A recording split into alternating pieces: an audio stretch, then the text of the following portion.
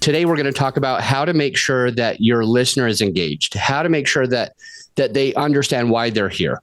So, Courtney, take it away, my friend. Adam, thank you for having me back. It's so good to be back. And this is my all-time favorite topic to talk about because so few people are talking about this in the podcasting space. In the world of business or entrepreneurship, we hear people throw around terms like your messaging, right? How are we communicating to the people that you're looking to attract? But we rarely talk about this in a podcasting context. I'm excited to dig in. And you're so right about the radio station that people tune into, right? The podcast feeds that they listen to. Your listener is walking around right now with very real problems that they're experiencing in their life. What I see happen a lot of times is that we get podcast hosts who are very knowledgeable. They're experts at what they do. And they start a podcast and they start teaching on that podcast from their level of awareness. Now, Adam, you and me, we're well versed in the podcast space. Our level of awareness as podcast mentors and coaches and producers, like that's going to be a different level of awareness than someone who's just starting out with a podcast.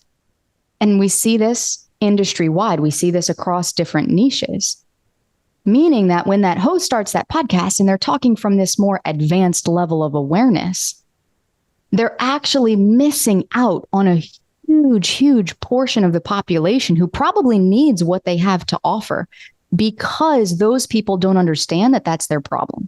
Let me give you an example. I was on a call with someone just this week, and she said, I'm NLP trained. I'm a hypnotherapist.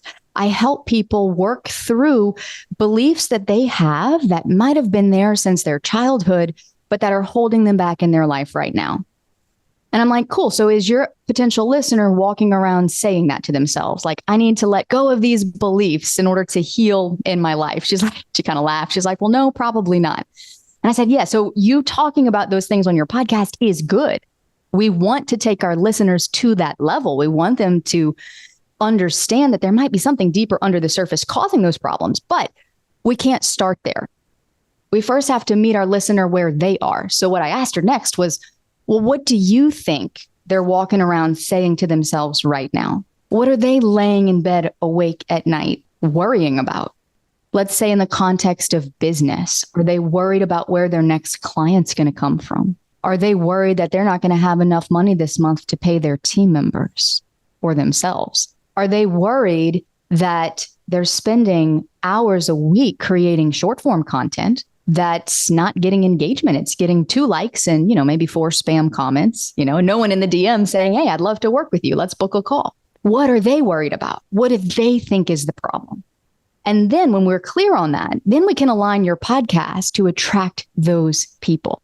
In your episodes, you can dive deeper into all the stuff that's causing those problems. But if we start at that deeper level of awareness, we're going to lose people who aren't yet aware that that's causing the problem.